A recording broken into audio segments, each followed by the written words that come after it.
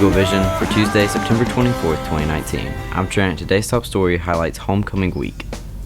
The dress-up days for Homecoming Week are Wednesday, Patriotic Day, Thursday, Nerds vs. Jocks, and Friday, School Spirit Day. We also have an exciting student tailgate this Friday. Here's Mr. Bostick with the information.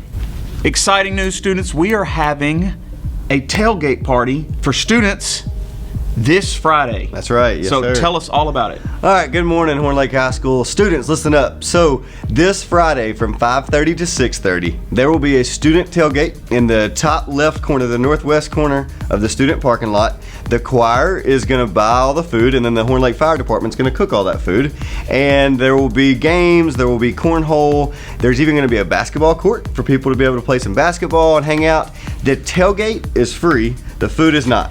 All right, so show up with some money if you want to eat, but the tailgate itself is free. We hope that the entire student body will just come out, celebrate homecoming, celebrate time with your peers, time as an Eagle, and just kind of relish in the moment of homecoming. Awesome. Now, do we need to get a head count? Yes, we definitely need a head count for food so that we can buy food before Friday.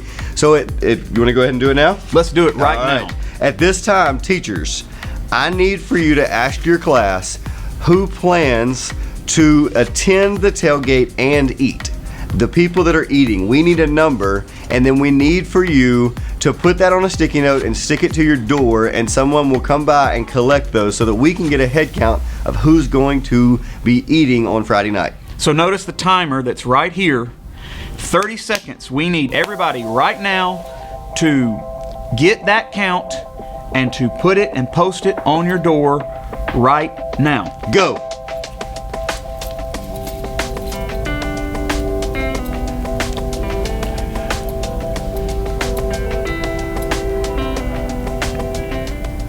Almost feels awkward just Kind of does. standing there waiting for 30 seconds. I hope they're counting and not staring at us. Right.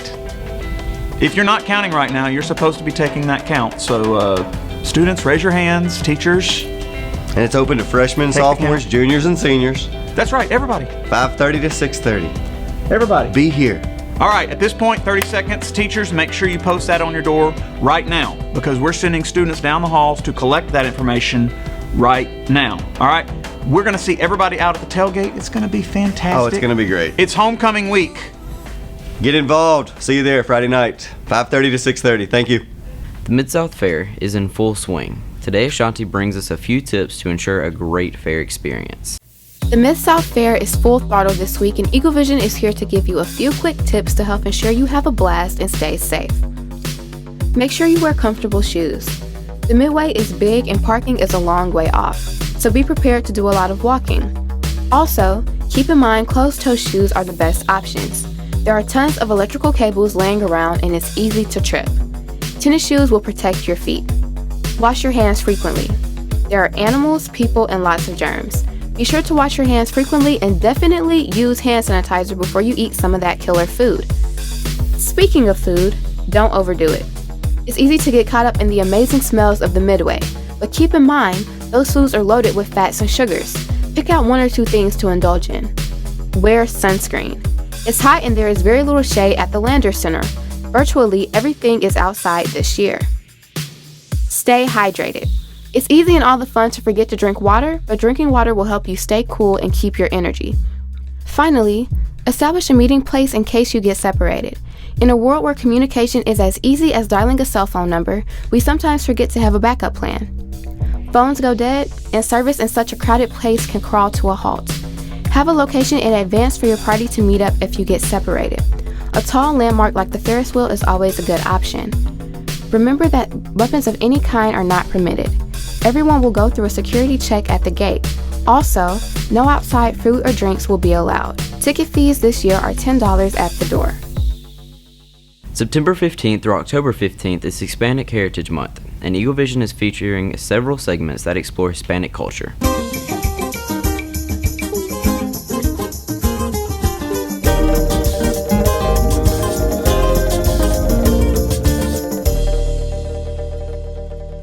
All right, we are here for Hispanic Heritage Month, and we are talking with Nick Aguilar a little bit about Hispanic foods. Now, when I had you in class years ago, we talked quite a bit about the Hispanic cuisine, because you know I'm all about some Hispanic cuisine.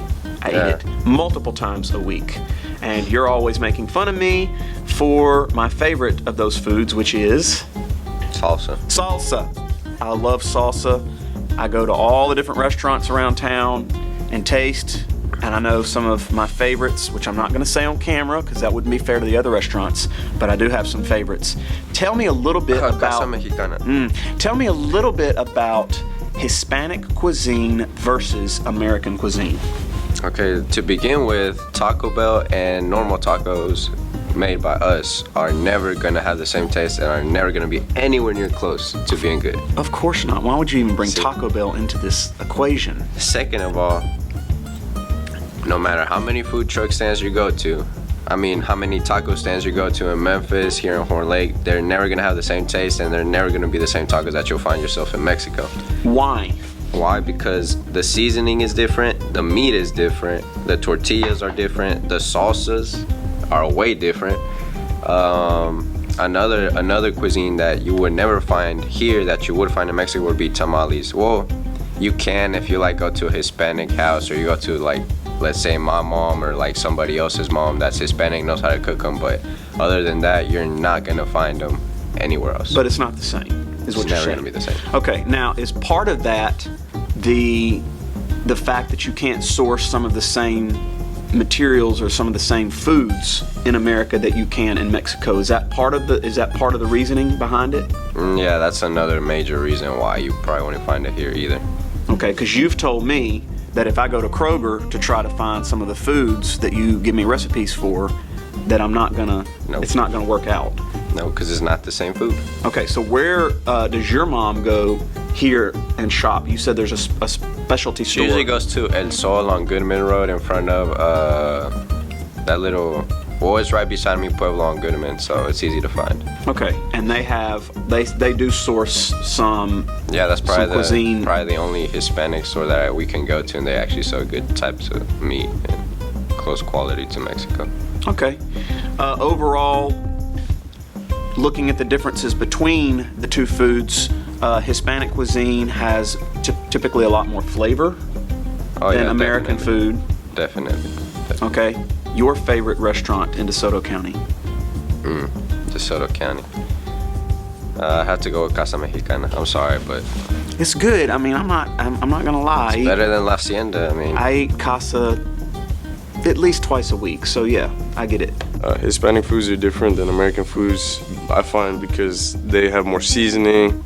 There's a lot of more variety in the types of foods we eat. Tacos are like a tortilla with some type of meat, just depending what meat you have or what you like. And then we put cebolla, which is diced onions, and cilantro, and salsa, if you like salsa, just to give it a little bit of flavor. And we have tortas, they're which you would regard as your like Hispanic sandwich, a different type of bread, and then whatever you like to put inside of it.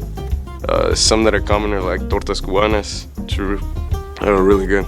They have a lot of different ingredients, like eggs, beans, sometimes aguacate, which is avocado here. The fresh ingredients that we usually use are usually found in there's certain stores where it's just like a Hispanic store where you buy like products that are imported from those countries. The Mexican culture, their food is being influenced by the American culture, by certain popularized restaurants like McDonald's or Burger King are starting to show up a lot more in Mexico.